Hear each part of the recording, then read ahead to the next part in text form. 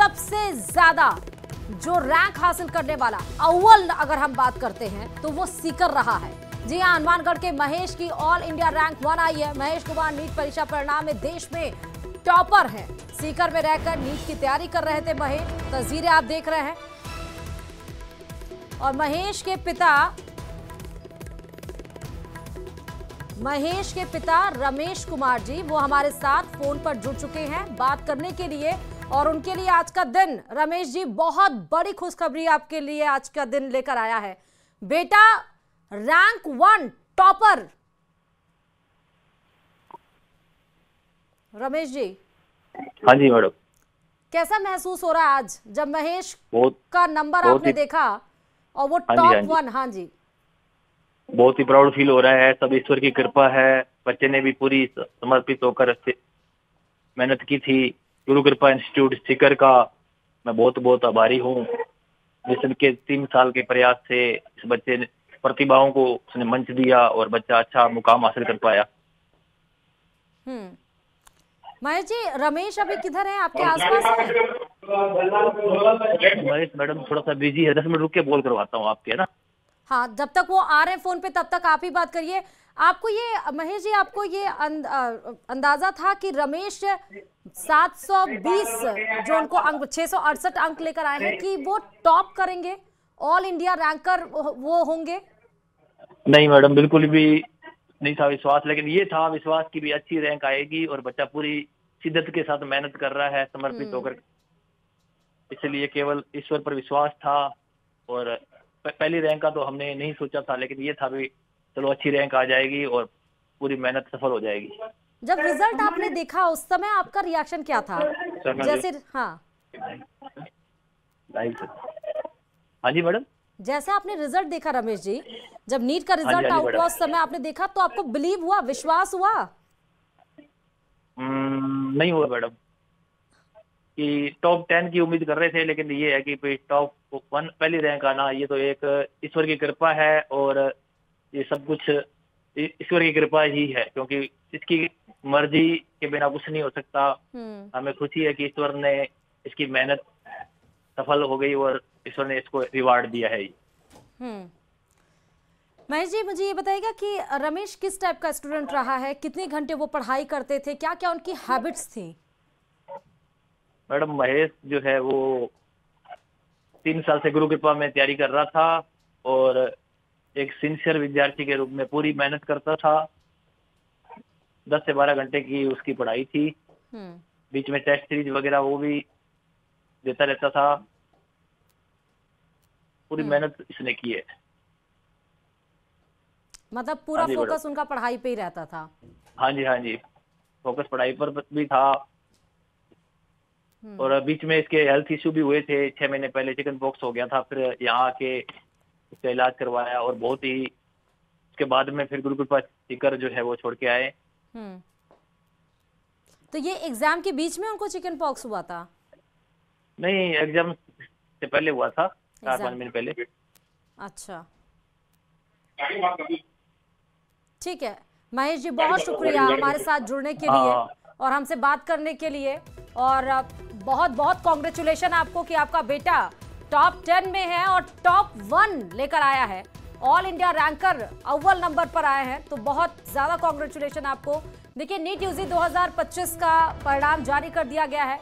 परिणामों में कोटा का डंका भी बजा है। कोटा की कोचिंग से ऑल इंडिया टॉप 10 में 3 स्टूडेंट्स शामिल हुए हैं। Mrinal Kishore Jha all India rank 4 आई है उनकी। Keshav Mittal all India rank 7 उन्होंने हासिल किया है, और भव्य झा ऑल इंडिया रैंक 8, यानी कोटा जो कोचिंग हब है जहां पर बच्चे दूर दूर से ना सिर्फ देश से बल्कि विदेशों से भी पढ़ने के लिए आते हैं। खासकर नीट और इंजीनियरिंग के लिए जो फेमस बताया जाता है, वहां पर इस बार भी कोटा के स्टूडेंट्स ने बाजी मारी है। और जानकारी के साथ संवाददाता हिमांशु खबर पर जुड़े हुए हैं। हिमांशु, इस बार भी नीट की परीक्षा और कोटा ने टॉप किया। देखिए, कोटा को कोचिंग हब कहा जाता है। कश्मीर से लेकर कन्याकुमारी तक के स्टूडेंट कोटा में, चाहे बात इंजीनियरिंग की हो चाहे मेडिकल की, तैयारी के लिए कोटा में आते हैं। और जब परिणाम आते हैं तो कोटा के परिणाम बताते हैं कि कोटा क्यों श्रेष्ठ है। फिलहाल हमने देखा था कि जब जेईई के परिणाम जारी हुए थे उसमें भी टॉप फर्स्ट रैंक से लेकर के टॉप 10 से लेकर टॉप 50, 100 में कोटा का डंका बजा था। नेशनल टेस्टिंग एजेंसी की तरफ से जो नीट यूजी 2025 के परिणाम जारी किए गए हैं उसमें भी जो कोचिंग है उसका डंका बजा है। टॉप 10 में कोटा के 3 स्टूडेंट हैं जिसमें Mrinal Kishore Jha all India rank 4, Keshav Mittal all India rank 7 और भव्य झा ऑल। और ये तीनों जो स्टूडेंट हैं वो कोटा के क्लासरूम कोचिंग के स्टूडेंट थे जिन्होंने जो है वो ये मुकाम हासिल किया है, ये रैंक्स हासिल किए हैं।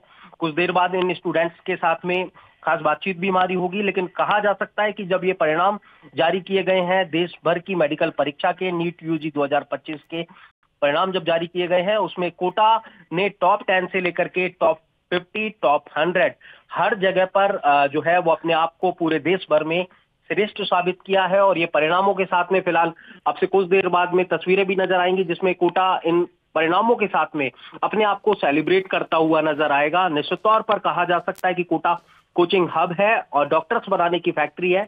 और एक बार फिर जब परिणाम जारी हुए हैं तो परिणामों के साथ में कोटा का इन नीट यूजी 2025 के परिणामों में ठीक है। शहर में बिगड़ी पानी सप्लाई का मुद्दा उठाया और कहा कि शहर में एक दिन छोड़कर एक दिन पानी की सप्लाई हो रही है, जिसे पीएचईडी मंत्री कन्हैयालाल चौधरी ने गंभीर माना और सर्किट हाउस में ही सिटी एएन पुनीत सैनी को बुलाया और पानी सप्लाई का कारण पूछा तो वे ठीक से जवाब नहीं दे पाए, जिस पर पीएचईडी मंत्री कन्हैयालाल चौधरी ने एएन सिटी को जमकर लताड़ लगाई और उन्हें चुप रहने के लिए भी बोल दिया।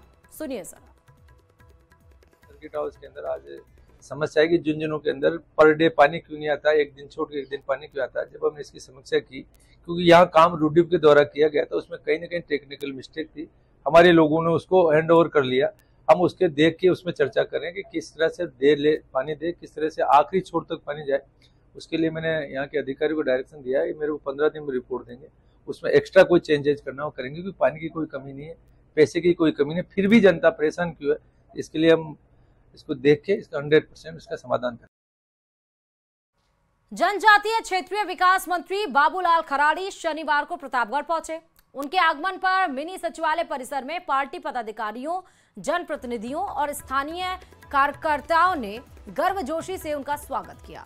इस दौरान जिले में चल रही विभिन्न जन कल्याणकारी योजनाओं की समीक्षा के लिए एक अहम बैठक भी आयोजित की गई। बैठक में मंत्री खराड़ी ने अधिकारियों को निर्देशित किया कि सरकार की योजनाओं का लाभ अंतिम व्यक्ति तक पहुंचना चाहिए। उस अभियान के निमित्त 5 तारीख से 20 तारीख तक सभी विभाग एक एक दिन अपना अपना एक एक एजेंडा लेके काम करेंगे। इसमें जल ग्रहण, पानी को कैसे रोका जाए, क्योंकि पानी बरसता है वो बरसने के बाद में समुद्र में चला जाता है और समुद्र में चला जाता है जिसके कारण से हमारा भूजल है वो बहुत नीचे चला गया। वो पानी यहाँ कैसे रुके, उसके लिए वाटर शेड के काम, एनीकट, और जहाँ ज़रूरत पड़े वहाँ बड़े एनीकट बना करके इस पानी को रोक करके यहाँ का पानी यहीं रहे, जिससे हमारा भूजल स्तर बढ़े। और चलिए बात कोटपुतली से खबर की करते हैं, जहां ग्राम पंचायत नौरंगपुरा में पानी की समस्या से परेशान ग्रामीणों का गुस्सा दिखाई पड़ गया। गुस्साए ग्रामीणों ने मैड शाहपुरा सड़क मार्ग को जाम कर विरोध जताना शुरू कर दिया। ग्रामीणों ने सड़क पर पत्थर और पेड़ों की टहनियां लगाकर करीब 2.5 घंटे तक रास्ता रोक रखा था। ग्रामीणों ने आरोप लगाया कि सरकारी स्तर पर पानी के टैंकर आम ग्रामीणों तक पहुंच नहीं रहे हैं। ग्रामीणों का यह कहना है कि समस्या को लेकर कई बार सरपंच मीनाक्षी देवी और संबंधित विभागों को अवगत कराया गया, लेकिन कोई सुनवाई नहीं। प्रदर्शनकारियों ने चेतावनी दी कि यदि जल्द ही पानी की समस्या का स्थायी समाधान नहीं किया गया तो आंदोलन और ज्यादा उग्र किया जाएगा। सूचना पर अधिकारी पहुंचे, उन्होंने समझाइश की, आश्वासन देकर मामला शांत कराया गया। नहीं आ रहा सर, 4 दिन हो गए पानी आए हुए। परसों के दिन 20 मिनट पानी आया है। अब ये बता रहे हैं कि लाइट नहीं आ रही, तो लाइट की समस्या, उसके अलावा 10 टैंकर लगा रखे हैं इन्होंने। अब ये आगे से टैंकर की समस्या भी नहीं आई, बोले हर मोहल्ले में पहुंचे, लेकिन अब से पहले जो 1 महीने से टैंकर लग रहे हैं उनका पेमेंट उठाया इन्होंने। वो पेमेंट का है सर जी, वो पेमेंट दे दिया। बुलाओ ना टैंकर वालों को यहाँ पर, कहाँ है वो 10 टैंकर वाले पर डेढ़? कल ही टैंकर डाले हैं 10 टैंकर, उन्होंने कहाँ डाले हैं बताओ? पानी की समस्या के लिए MLA के निजी आदमी आकर टैंकर गिरा है, लेकिन हमारे पानी की एक बाल्टी भी नहीं भरती है और 10 टैंकरों का नाम ले देती है। जोधपुर से बड़ी खबर है, निगम की टीम फिर से उम्मेद सागर बांध पहुंची है। अतिक्रमण हटाने के बाद मलबा हटाने की कवायद यहां पर तेज कर दी गई। फिर से अतिक्रमण ना हो उसको लेकर यह प्रयास किया जा रहा है। तो बड़ी खबर आपको बता रहे हैं, एक बार फिर से जो नगर निगम की टीम है वो उम्मेद सागर बांध पहुंच गई है। अतिक्रमण हटाने के बाद से वहां पर जो मलबा इकट्ठा हो गया था उसको हटाया जा रहा है, ताकि फिर से अतिक्रमण ना हो सके, उसको लेकर ये प्रयास यहां पर किया जा रहा है। ये वही जोधपुर है जहां पर आप देखिए बीते 4 दिन पहले, जहां पर यानी कि बीते सोमवार को आप देखिए कि यहां पर जब अतिक्रमण हटाने के लिए पुलिस का जाप्ता गया था, जमकर पत्थरबाजी की गई थी। कई सारे पुलिसकर्मी, 1 दर्जन से ज्यादा पुलिसकर्मी इसमें घायल हो गए थे, कई सारे मीडिया कर्मी इसमें घायल हुए थे। उसके बाद अतिक्रमण के लिए पुलिस फोर्स और बुलाया गया। अतिक्रमण, वहां पर जो अवैध अतिक्रमण था उस पर कार्रवाई की गई है। आज फिर से उसी जगह पर जहां पर पत्थरबाजी की गई थी पुलिसों के ऊपर और जहां पर कई लोगों को गंभीर चोटें आई थी, उसी जगह पर एक बार फिर से पुलिस पहुंच चुकी है। अतिक्रमण जो हटाया गया था उसका मलबा जो वहां पर एकत्रित हो गया था उसको हटाने का प्रयास किया जा रहा है, ताकि किसी प्रकार से फिर से वहां पर अतिक्रमण की कोशिश ना की जा सके।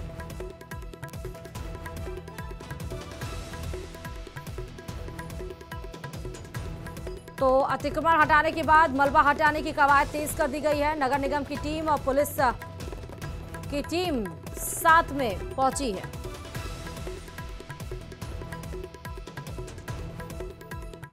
और अहमदाबाद विमान हादसे में एक हंसता खेलता पूरा परिवार खत्म हो गया। ये परिवार था राजस्थान के बांसवाड़ा का रहने वाला डॉक्टर प्रतीक जोशी का परिवार। डॉक्टर प्रतीक जोशी लंदन के एक मेडिकल संस्थान में डॉक्टर थे और अहमदाबाद की फ्लाइट से उनका पूरा परिवार गुजरात से लंदन के लिए रवाना हो रहा था। प्रतीक जोशी का पूरा परिवार लंदन शिफ्ट होने जा रहा था। उनकी पत्नी कोनी व्यास भी पेशे से डॉक्टर थी और उन्होंने पिछले महीने ही उदयपुर के अस्पताल से इस्तीफा दिया था और पूरा परिवार लंदन शिफ्ट हो रहा था।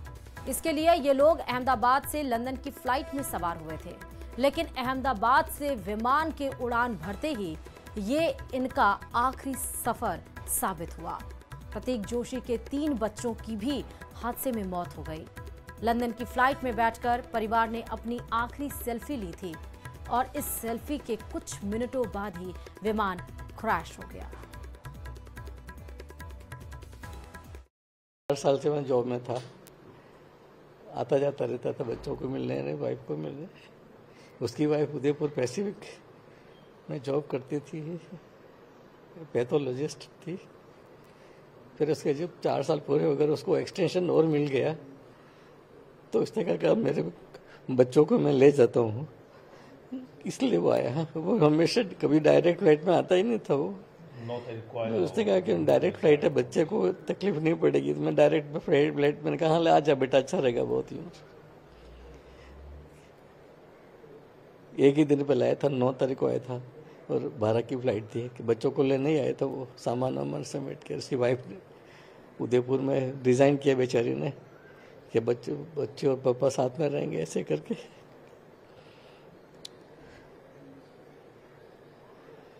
बस फिर वो बेचारी ने 2 दिन पहले ही रिजाइन किया, मेरी बहू ने। उसके बाद हमने वहाँ DNA टेस्ट के लिए हुआ तो वो दिए, और हम बॉडी के वेट करने के लिए इतने सब वहाँ से बांसवाड़ा से आकर के बैठे हुए हैं और सब वेट कर रहे हैं। तो गवर्नमेंट से ये कि हमें जल्दी से जल्दी बॉडी को जो भी पार्ट्स हैं तो दे सकती है, हैंड ओवर करे, और नहीं दे सकती, ख़त्म हो गया तो हम हमारे वापस चले जाएं, क्योंकि इतने सब ये परेशान हो रहे हैं। और ये एयर इंडिया की जो एयरलाइंस की जो कमी रही है ये कहीं न कहीं, इसकी एग्जैक्ट जांच करवा करके और इसके खिलाफ वो की, ताकि आगे भविष्य में ऐसी कोई दुर्घटना वापस नहीं हो।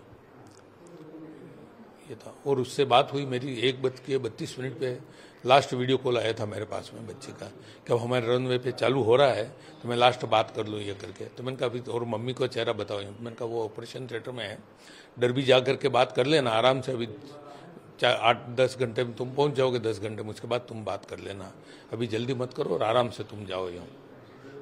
ये करके बात हुई। और उसके चलिए बात कर लेते हैं अहमदाबाद में प्लेन क्रैश हादसे में हनुमानगढ़ जिले के पीलीबंगा निवासी डॉक्टर मानव भादू की, क्योंकि उनकी मौत इस हादसे में हुई।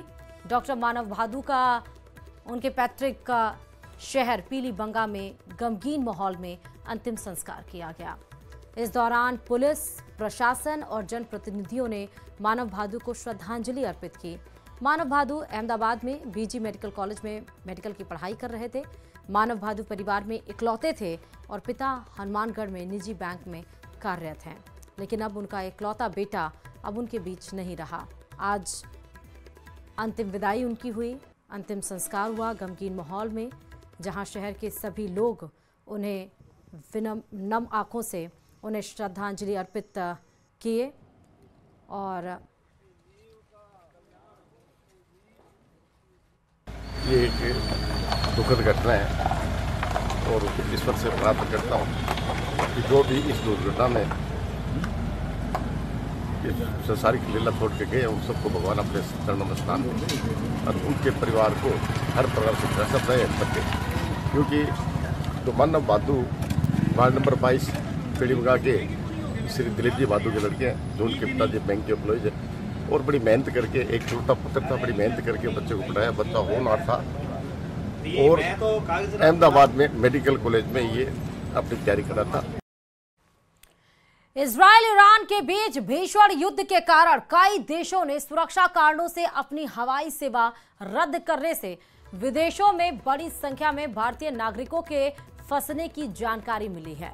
इस ग्रुप में जैसलमेर के भी 3 सदस्य शामिल हैं। सभी ने सरकार से उनको जॉर्जिया से सुरक्षित निकालकर भारत लाने की गुहार लगाई और इसी कड़ी में राजस्थान से जॉर्जिया गए चार्टर्ड अकाउंटेंट्स एसोसिएशन के 61 राजस्थानी नागरिक भी फंसे हैं। सभी जॉर्जिया में कॉन्फ्रेंस अटेंड करने गए थे।